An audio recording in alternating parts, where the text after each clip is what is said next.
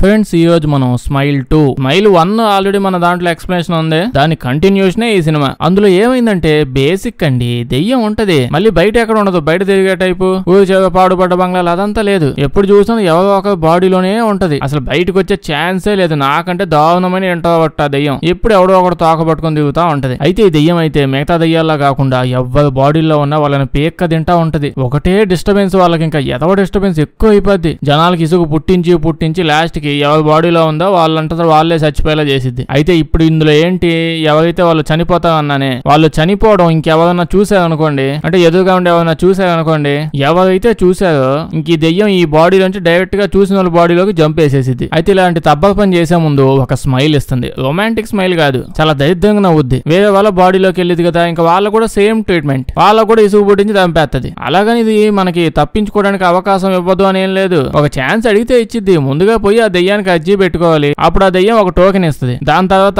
ఎవరి బాడీలో అయితే ఆ దెయ్యం ఉందో వాళ్ళు వెళ్ళి ఇంకొకరిని ఎవరైనా చంపేయాలి. ఎవరైనా పర్లేదు, జాతి మత భేదాలు ఏం లేవు దీనికి. కానీ వాడిని చంపే టయానికి ఇంకొకరు అంటే మూడో వ్యక్తి ఎవరో ఒకరు ఈ చంపడం అనేది చూస్తూ ఉండాలి. అప్పుడు ఆ దెయ్యం ఏం చేసింది, ఆల్రెడీ వీడు అర్జీ పెట్టుకుని ఉన్నాడు కదా, కాబట్టి ఇచ్చిన మాట కట్టుబడి వెంటనే ఈ చావును చూసిన మూడో వ్యక్తి ఉన్నాడే వాడి బాడీలోకి వెళ్ళిపోద్ది. ఇంకా వీడు తప్పించుకొని వెళ్ళిపోవచ్చు. లాస్ట్ సినిమాలో ఏమైంది, మెయిన్ లీడ్ క్యారెక్టర్ ఒక ఆవిడ ఉందిలేండి, ఆవిడ బాడీలోకి దెయ్యం వెళ్ళిపోయింది. అయితే ఈవిడ మానవ సేవ మాధవ సేవ అనే టైప్ లో దెయ్యం దగ్గర ఇలా అర్జీ పెట్టుకుంటే పని జరిగిద్దని తెలిసి కూడా అసలు ఎవరిని చంపడం ఇష్టం లేక వాళ్ళ అమ్మమ్మ వాళ్ళ ఊరికి వెళ్ళిపోయి అక్కడే ఒంటరిగా అంటే చచ్చిపోదాం అనుకుంది. కానీ ఏమైంది, ఓ డిటెక్టివ్ గాడు ఈవిడ వెనకాలే తిరుగుతూ ఆత్రం ఎక్కువైపోయి వాళ్ళ అమ్మమ్మ వాళ్ళ ఊరికి వెళ్ళిపోయాడు. ఈవిడ వాడు ముందు చచ్చిపోయింది, ఇంకా దెయ్యం ఆ డిటెక్టివ్ లోపలికి వెళ్ళిపోయింది. ఇప్పుడు ప్రెసెంట్ టైమ్ లో ఆ డిటెక్టివ్ నే చూస్తాం. ఈ లోపల దెయ్యం ఉంది. ఎంతైనా డిటెక్టివ్ కదా, ఆల్రెడీ అన్ని విషయాలు తెలుసు. అర్జీ పెట్టుకోవాలి, టోకెన్ తీసుకోవాలి, ఎవడో ఒకడు ముందు చంపేయాలి. అయితే దెయ్యం వీడి బాడీ లోపలికి వచ్చి ఇప్పటికే 6 days అయిపోయింది. 6 days కాకపోతే 16 days అవుతుంది. దాంట్లో ప్రాబ్లం ఏంటో అంటే ఆ దెయ్యం కేవలం 7 days టైం ఇచ్చింది అర్జీ పెట్టుకోవడానికి.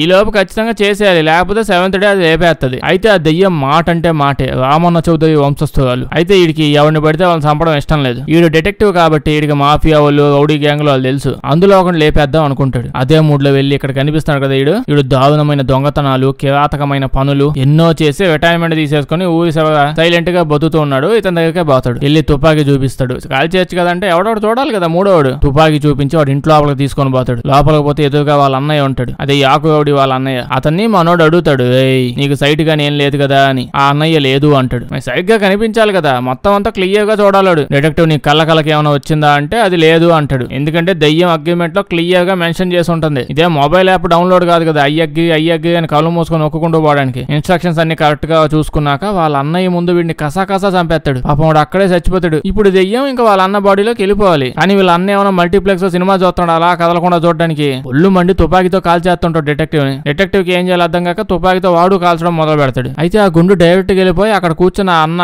గుండెలోకి వెళ్ళిపోద్ది. ఆ డిటెక్టివ్ పరిగెత్తుకుంటూ పోయి ప్లీజ్ చావద్దు, వద్దు అని అరుస్తా ఉంటాడు. వాళ్ళ అన్నేమో ఎవడుగా నువ్వు, అసలు ఏం జరిగిందో, ఎందుకు జరిగిందో, అసలు ఎందుకు చచ్చాడో కూడా రీజన్ తెలియకుండా చచ్చిపోయాడు. డిటెక్టివ్ ఏమో అమ్మా మళ్ళీ మొదటికి వచ్చింది అని అనుకుంటాడు. కానీ సడన్ గా సైడ్ నుంచి ఎవడో ఇటు వస్తాడు. ఈడెవడంటే ఓ మత్తు పదార్థాల డీలర్ అంట. పక్కనే అలమానంలో దాక్కొని ఉన్నాడు ఎంతసేపు. డిటెక్టివ్ వచ్చి ఇప్పుడు దాకా జరిగిందంతా నువ్వు చూసావు కదా అని అడుగుతాడు. ఈడేమో అయ్యో ఏం లేదండి, నేను అసలు ఏం జరిగిందో ఏం చూడలేదండి, మీరు ప్రశాంతంగా వెళ్ళిపోయి నేను ఎవరికి చెప్పరు అని అంటాడు. డిటెక్టివ్ ఏమో బొచ్చు గొరికేస్తాను ఏదో వచ్చినా చూసావో లేదా సరిగ్గా చెప్పు అని అంటే చూసేసా అంటాడు. ఇంకేమి హ్యాపీ సంకల గుద్దేసుకుంటాడు. ఆనందంతో అక్కడి నుంచి పారిపోతూ ఉంటాడు డిటెక్టివ్. కానీ ఆల్రెడీ మిగతా వాళ్ళంతా ఇక్కడికి వచ్చేస్తూ ఉంటారు రౌడీ బ్యాచ్. ఈ నుంచి లగెత్తుకుంటూ కిటికీలు పగలగొట్టుకుంటూ అందులో దూకేసిపోతూ ఉంటాడు. వాళ్ళేమో తుపాకులతో కాల్ చేస్తున్నారు. ఈ లగెత్తి లాస్ట్ కి అదే రోడ్డు మీద యాక్సిడెంట్ అయిపోతాడు. పాపం ఆ దయ్యం ఛాన్స్ ఇచ్చినా యూజ్ చేసుకోలేదు వీడు. సర్లేండి, కట్ చేస్తే మనం స్కైని చూస్తాం. ఈ స్కై పాపే మన మూవీ మెయిన్ క్యారెక్టర్. నిజానికి ఈ అమ్మాయి ఒక స్టార్, సెలబ్రిటీ. ఇవిడ జీవితం అంతా బాగానే నడుస్తూ ఉంది. కానీ ఒక రోజు బాగా నడవలేదు. ఏమైందంటే ఈ అమ్మాయి ఇంకా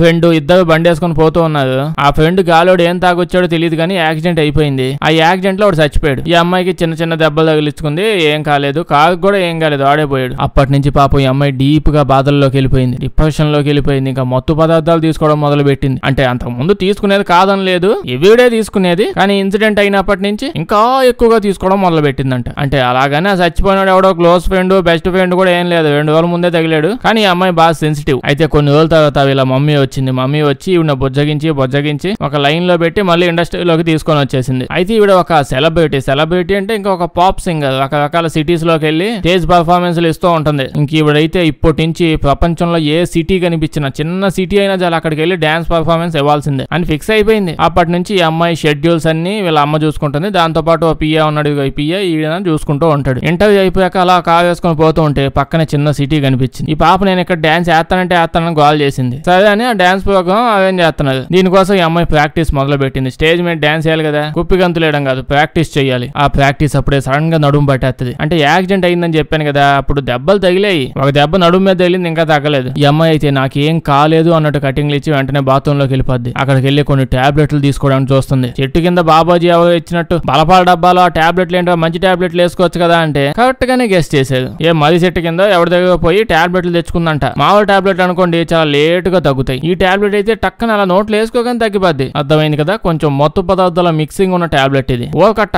వేసుకుంటామని తెలియగానే తగ్గిపోద్ది. ఇవి బయట దొరకవు, ఊరి సేవగా మది చెట్ల కింద ఏడే దొరుకుతాయి. ఇలా ఎవ్వరికి తెలియకుండా వేసుకుంటూ ఉంటే టాబ్లెట్లన్నీ ఒకసారి సింక్ హోల్ లో పడిపోయి ఆ రోజు ఇంకా వెంటనే తన హోటల్ కి వెళ్ళిపోయి దాని తర్వాత ఈవినింగ్ ఎవ్వరికి తెలియకుండా టాక్సీ తీసుకుని టాబ్లెట్లు తెచ్చుకోవడానికి పోయింది. చెప్పాను కదా ఇవి మెడికల్ షాప్ లో ఇవ్వాలని, మత్తు పదార్థాలు అమ్మేవాడి దగ్గరికి పోవాలి. అమ్మాయి అక్కడికి వెళ్ళి తలుపు కొడితే ఓపెన్ చేశాక అర్థమైంది ఎవడు అనుకున్నాడు డిటెక్టివ్ వాళ్ళ వాడిని చంపాడు. ఈడి కళ్ళ ముందే కదా ఆడే ఈడు దెయ్యం వీడు లోపలికి వెళ్ళిపోయింది కదా ఆ రోజు. అయితే చెప్పాను కదా దెయ్యం ఎవడు బాడీలో ఉన్నా వాళ్ళకి నానా సొక్కలు నాకం చూపించిద్దని. గత 10 రోజుల నుంచి వీడికి వీప్ మీద వాతలు పెట్టేస్తుందంట. ఇప్పుడు వీడు వెంటనే అమ్మాయిని సపక్కన లోపల లాగేస్తాడు. లోపల లాగేసి గోడకేసి గుద్దేసి నువ్వు నిజమైన దానివి కాదని నాకు తెలుసు, రోజు నన్ను డీప్ ఫ్రై చేసుకుని ఎలాగూ తింటున్నావు కదా, ఇప్పుడు ఈ పెద్ద పెద్ద సెలబ్రిటీ ఓపెన్లో వచ్చి నాకు ఈ స్పెషల్ ఎక్స్పీరియన్స్ ఎందుకు ఇస్తున్నావు, మళ్ళీ ఏదో ఒకేసారి లేపేయచ్చు కదా, ఇవన్నీ ఎందుకు నాకు అని అంటే ఈ అమ్మాయి చెప్పిద్ది నేను నిజంగానే స్కైని వచ్చాను డూప్లికేట్ కాదు అని అంటే వీడేమో ఇంత పెద్ద సెలబ్రిటీ ఎదవసలి కోట్ వేసుకుని నా గదిలోకి ఎందుకు వచ్చింది అని అంటే నేను మెసేజ్ చేశాను చూసుకొని సావు, నాకు పిల్లలు కావాలనగానే వాడు మెసేజ్ చూశాక నన్ను క్షమించండి గత కొన్ని రోజుల నుంచి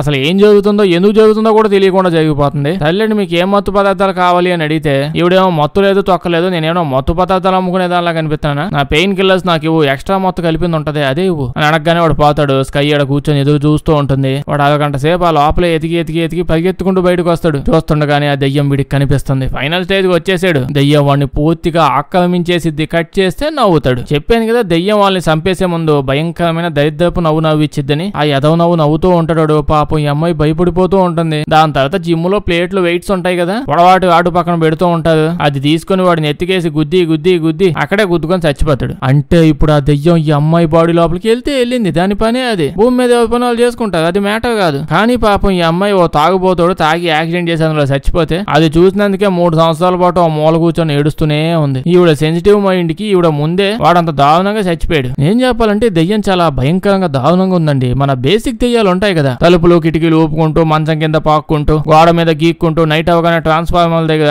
ఎవడో ఒకరిని కూర్చోబెట్టించి మాటిమాటికి ఆన్ అండ్ ఆఫ్ చేయించుకుంటూ లైట్లు ఇలా ఒక్కని భయపెట్టడానికి నానా సంకలు నాకుతూ 10 మందిని టీం మెయింటైన్ చేస్తూ ఉంటాయి. కానీ ఇది చాలా భయంకరంగా ఉంది. ఇది దెయ్యాల జాతిలోనే ఓ సైకో కిల్లర్ లా ఉంది నాకైతే. పాప ఈ సీన్ అంతా చూసి ముందు వాంతులు వ్యవసనాలు అన్ని అయిపోయాక పోలీసులు ఫోన్ చేద్దాం అనుకుంటుంది. కానీ చుట్టుపక్కల చూస్తే వాడేమైనా ఇల్లీగల్ గా పూల మొక్కలు అమ్ముతున్నాడా, మత్తు పదార్థాలు ఇంట్లో ఏ మూల చూసినా చీమల మందు కొట్టినట్టు పొడి ఆ మత్తు పొడే. ఇప్పుడు ఈ అమ్మాయి తెలివిగా ఆలోచించి ఎలాగూ చచ్చాడు, ఇప్పుడు మనం పీకేది ఏం లేదు, ఈ పొడుం మధ్యలో పోలీసులు పట్టుకున్నారంటే నన్ను కూడా పొడుం కింద కొడతాది, ఇక్కడ నుంచి వెళ్ళిపోతే బెస్ట్ అని అమ్మాయి అక్కడి నుంచి వెళ్ళిపోతుంది. అయితే దెయ్యం ఆల్రెడీ పాప బాడీ లోపలికి వెళ్ళిపోయింది కదా. పాప వచ్చి బెడ్ మీద పడుకో ఉంటే చీకట్లో ఆ చచ్చిపోయిన డీలర్ గాడు ఆ మత్తుగాడు వాడు ఇక్కడ నుంచున్నట్టు అనిపిస్తూ ఉంటది. లైట్ ఆన్ చేయగానే వెళ్ళిపోతాడు అనుకోండి. అంటే ఆ దెయ్యం ఈ స్ట్రాటజీ ఫాలో అవుతూ ఉంటది. ముందు మనిషి లోపలికి వెళ్ళిపోయి మైండ్ ని కంట్రోల్ చేస్తుంది. ఆ తర్వాత అదే మైండ్ తో భయపెట్టి టెన్షన్లు పెట్టి బాగా స్ట్రెస్ లోకి వెళ్ళిపోయాక బాడీ అంతా కంట్రోల్ లోకి తీసుకొని వాళ్ళ చంపుకునేలా చేస్తుంది. ఒక దెయ్యానికి ఉండాల్సిన పరిపూర్ణ లక్షణాలన్నీ ఉన్నాయి. మిగతా దెయ్యాలకు చీప్ ట్రిక్స్ ప్లే చేసుకుంటూ తిరగట్లేదు. నెక్స్ట్ రోజు ఈ అమ్మాయి ఆ షో కోసం ప్రాక్టీస్ అవి ఉంటాయి కాస్ట్యూమ్స్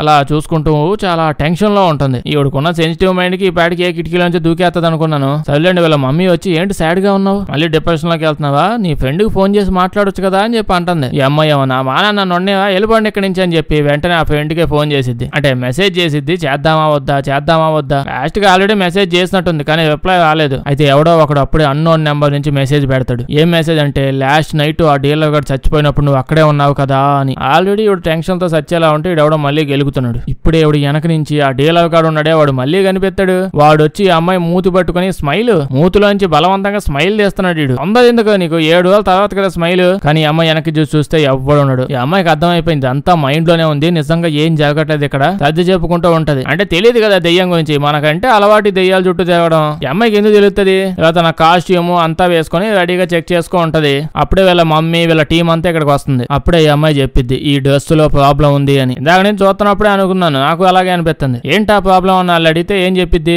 ఈ డ్రెస్ చూడండి దీని మీద లైట్ వేసినప్పుడల్లా నా యాక్సిడెంట్ లో నడుము మీద దెబ్బ తగిలింది కదా, అది క్లియర్ గా కనిపిస్తుంది, ఇదే ప్రాబ్లం అని అంటది. అంటే ఇప్పుడు ఆ డ్రెస్ లో ఉన్న ప్రాబ్లం అదేనా? ఓకే, ఇంకేమంటాం అంటే మెయిన్ ప్రాబ్లమే అదే ఆ డ్రెస్ లో. ఇప్పుడు సైలెంట్ ఇప్పుడు ప్యూన్ ఏమంటాడంటే, నువ్వు మరీ ఎక్కువ ఆలోచిస్తున్నావు, అసలు ఆ డ్రెస్ లో ఎంత బాగా కనిపిస్తున్నావు, ఆ బికినీ వేసుకుని స్టేజ్ మీద కదా డ్రెస్ వేసుకుని స్టేజ్ మీదకి వెళ్తే ఆ దెబ్బ అంతా ఒక టాటూలా ఉంది నీ మీద అని అంటాడు. దానికి ఈ అమ్మాయి ఏమో అట్టయితే ఆ టాటూ నీ మీద కూడా వేయిస్తాను యాక్సిడెంట్ చేసి, వెంటనే డ్రెస్ మార్చండి అని చెప్పి అంటది. అయితే ఆ రోజు ఈవినింగ్ ఫ్యాన్స్ మీట్, అప్పుడప్పుడు పెద్ద పెద్ద వాళ్ళు ఫ్యాన్స్ మీట్ అవుతుంటారు. చాలా మంది సెలబ్రిటీ కాబట్టి కలవడానికి వచ్చి ఉంటారు. ఆటోగ్రాఫ్లు, సైన్లు, ఫోటోలు చాలా జరుగుతూ ఉంటాయి. అయితే అప్పుడే ఇక్కడికి ఎవడో ఫ్యాన్ అంట వింతగా వస్తాడు. ముందు బానే ఉంటది, మామూలు స్మైలే ఇస్తాడు. కానీ కాసేపటికి వింత స్మైల్ ఇస్తూ వింత వింతగా మాట్లాడుతూ భయపెడతా ఉంటాడు. నేను చెప్పడానికి దీనికి, నేను చెప్పాలంటే వీడికి ఇంకా మన దెయ్యానికి అసలు సంబంధం లేదంట. ఇలాంటి ఫ్యాన్స్ చాలా మంది ఉన్నారనుకోండి బయట, వీడి చేష్టలు చూసి అసలు దెయ్యం కూడా ఏం అనుకోదు, అది కూడా వింతగా చూస్తూ ఉంటది, వీడెవడో నాకంటే ఎక్కువ చేస్తున్నాడు ఏంటి అని చెప్పి. అయితే సెక్యూరిటీ వాళ్ళు లాక్కొని వెళ్ళిపోతారు. కాసేపటికి మళ్ళీ అమ్మాయి ఫ్యాన్ మీట్ కి వచ్చేస్తుంది. ఇప్పుడు దెయ్యం వచ్చింది. ఓ పాప అలా నవ్వుతూనే ఉంటుంది, చాలా భయంకరంగా అలా చూస్తూ సేమ్ స్మైల్ చేంజ్ ఏ ఉండదు. ఆటోగ్రాఫ్ ఇస్తున్నప్పుడు, ఫోటో తీసుకుంటున్నప్పుడు ఒరిజినల్ గా ఇలా జరిగితే గుండాక అక్కడే చచ్చిపోతారు ఎవరైనా. ఈ అమ్మాయికి ఏం జరుగుతుందో అర్థం కావట్లా.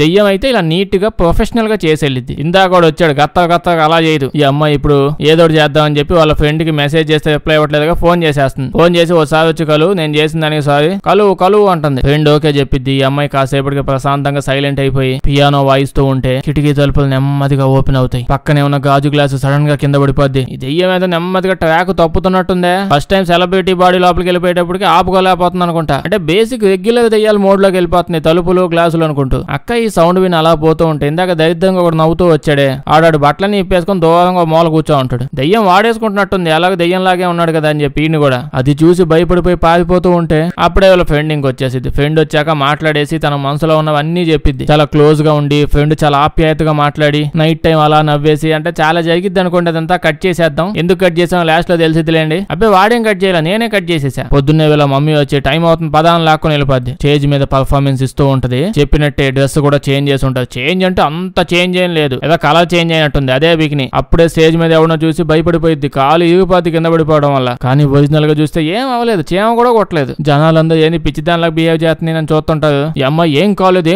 అని అలుసుకుంటూ గదిలోకి వెళ్ళిపోద్ది. గదిలోకి వెళ్ళి చూస్తే గదంతా చిందవందగా అయిపోయి ఉంటది. డైరెక్ట్ గా వెళ్ళిపోయి ప్యూన్ గాని ఎడాపెడా తిట్టిద్ది. ఎందుకుగా నా రూమ్ ఇలా చేసావు, నువ్వే చేసుంటావుగా గజ్జికొక్కలా తిరిగావు నా రూమ్ అంతా అని చెప్పి ఏది పడి తిడుతూ ఉంటే వాడేమో నేనెందుకు మేడం మీ గదంతా అలా చేస్తాను, నేనేమన్నా సైకోగాడినే అని అంటది. వాళ్ళ అమ్మ లోపల తీసుకుని వెళ్తే వాళ్ళ అమ్మతో చెప్పిద్ది, నాకు ఇలా జరుగుతుంది ఇలా కనిపిస్తుంది ఏదేదో అంటూ ఉంటది. నేను డాన్స్ పర్ఫార్మెన్స్ ఇవ్వలేను అని అంటుంది. వాళ్ళ మమ్మీ ఏమో ప్రొడ్యూసర్ కి ఆల్రెడీ చెప్పేసాం ఇప్పుడు ఎలా అని అంటుంది. దీని తర్వాత మళ్ళీ ఏదో ఫ్యాన్స్ తో పెద్ద ఫ్యాన్స్ విఐపి ఫ్యాన్స్ తో మీటింగ్ సోది గోల. అదే స్టేజ్ మీద ఎవరో ముసలావిని దొయ్యం అనుకుని తోసేస్తుంది. పాపం ఆవిడేమో పైనుంచి బంగీ జంప్ చేసుకుంటూ కింద పడిపోద్ది. ఇప్పుడు ఈ దెయ్యం చేసే ఎతో చిలిపి పనులన్నీ తీసేసి స్టోరీ లోపలికి వెళ్ళిపోతే అమ్మాయికి మళ్ళీ అన్నోన్ గాడు మెసేజ్ చేస్తాడు. ఓ తల్లి అని బాధలు ఏంటో నాకు అర్థం అవుతున్నాయి, నేనేం పోలీసుని కాదు, నీ ఏదో మొత్తం పదార్థాలు నాకేం అవసరం లేదు, నేను నిన్ను కాపాడుతాను నా దగ్గరకు అని చెప్పి అడ్రస్ పెడతాడు. పాప పరిగెట్టుకుంటూ వెళ్ళిపోద్ది. ఈ బావులో ఉంటాడు, కలవడానికి వెళ్తే తను చెప్పేస్తాడు, ఇదమ్మా సంగతి పార్ట్ 1 లో ఇలా జరిగింది, నెక్స్ట్ నీ దాకా వచ్చింది, ఇవన్నీ నీకు అసలు ఎట్ట తెలుసు అని చెప్పి పాప అడిగితే వీడు చెప్తాడు, పార్ట్ 1 లో ఈ దెబ్బకు ఒకడు చచ్చాడు, అలా చచ్చిన వాళ్ళలో ఒకడు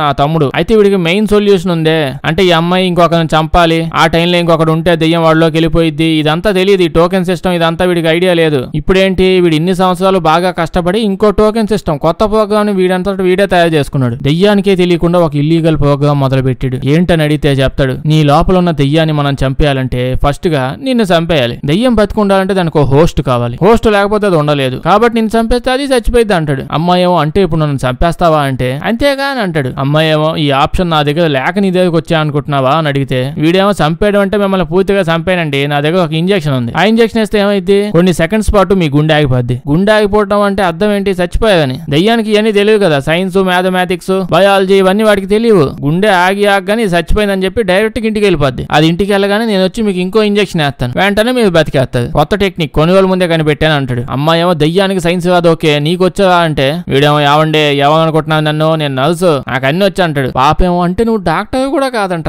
ఏం ఇంజెక్షన్ వేస్తావు నా మీద, నీ ఎక్స్పెరిమెంట్ కోసం నేనే చిక్కానా అని అంటే వీడేమో నన్ను నమ్మాల్సిందే, మీద మీకు ఇంకో ఆప్షన్ లేదంటాడు. పాపేమో నువ్వు దొంగ మందులు అమ్మే మాఫియావుడు కదా, నా మీద టెస్టింగ్ చేద్దాం అనుకుంటున్నావు కదా, నేను పోతున్నా అని చెప్పి వచ్చేస్తుంది. ఇలా ఇంటికి వచ్చి ప్రశాంతం కూర్చో ఉంటే ఈసారి ఒక ఇద్దరు కాదు మొత్తం గ్రూప్ డాన్సర్స్ అంతా వచ్చేసినట్టున్నారు. అదే ఏదో స్మైల్ వేసుకుని ఆ స్మైల్ తో పాప మీదకి లగెత్తుకుంటూ వచ్చేస్తారు. అందరు కలిసి ఎంటబడి పాపని కింద పడేసి ఏం చేస్తారు, చంపేస్తారా అంటే దానికి ఇంతమంది అవసరం లేదు కదా, బలవంతంగా పట్టుకుని పాప నోట్లోకి చెయ్యి దమ్మను పెట్టేస్తాడండి. ఇటెవడో చెయ్యి నోట్లో పెట్టగానే పాప ఫ్లాష్ బ్యాక్ లోపలికి వెళ్ళిపోయింది. చాలా సినిమాలో ఫ్లాష్ బ్యాక్ లోకి వెళ్ళడానికి చాలా సీన్లు చూశాను, ఇలాంటి సీన్ ఎప్పుడు చూడలేదు. నోట్లో చెయ్యడితే ఫ్లాష్ బ్యాక్ లోకి వెళ్ళడం ఏందండి. సైలెంట్ ఫ్లాష్ బ్యాక్ ఏంటంటే ఆ రోజు యాక్సిడెంట్ అయింది ఆ సీన్. ఈ అమ్మాయి వీళ్ళ ఫ్రెండ్ ఇద్దరు బండేసుకుని పోతున్నారు. వీళ్ళిద్దరు ఫుల్ గా తాగేసి దాంతో పాటు మత్తు పదార్థాల పిండి పొట్లాలు ముక్కులో దోసేసుకొని ఆడుకుంటూ ఉన్నారు. అయితే ఈ రోజు ఎన్నెన్ని పొట్లాలు ఎవరెవరు పంచుకొని ముక్కులు ఎన్నెన్ని వేసుకోవాలనే కాంపిటీషన్ లో తిట్టుకుంటూ ఆ గోల్లో ఈ అమ్మాయికి కోపం వచ్చి స్టీరింగ్ తిప్పేస్తుంది. దాని వల్ల బండి అలాగే వెళ్ళిపోయి యాక్సిడెంట్ అయిపోయి ఉంటది. ఆ జరగకపోతే వీళ్ళు వేసుకున్న పొట్లానికి ఏమో స్ట్రైట్ గా వెళ్తా అనుకుంటున్నారు రోడ్డు మీద.